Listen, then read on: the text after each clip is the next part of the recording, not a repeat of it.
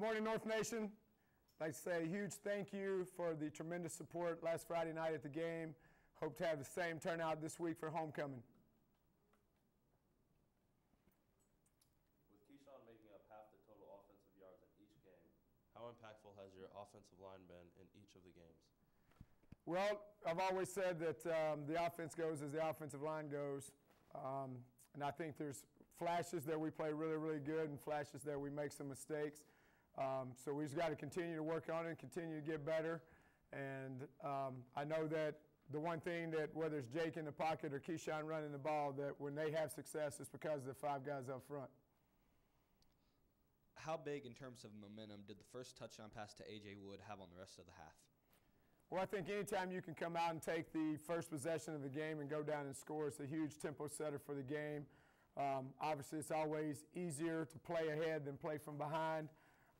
But as huge as that touchdown was, I was more proud of our team from the toughness that they showed when you had to score, going down to score to take the lead at the end of the game.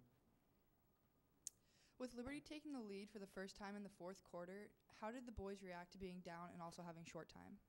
I think, again, just going back to the things we've been preaching about, being tough and winning games in the fourth quarter, and being in shape and being able to face adversity, I think that all came to reality for them right there at that moment. And I think it was huge. I think you could see the stadium, the sideline, and everybody get up and be excited when, we scored right there at the end. And then we've always told our kids defense wins championships, and that's what they did. They went out there and made a stand and got off the field.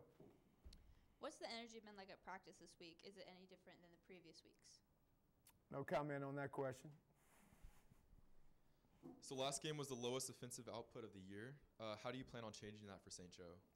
Well, again, some of that was us making mistakes, but, you got to give credit due where it's due, and Liberty has a good defense, and I think part of that was the way that their kids played and some things that they took away from us. So we're not changing a lot. We're just going to go out and try to improve. Like the thought of the week this week was refinement, which means going out and fixing the little things. So that's what we've been concentrating on.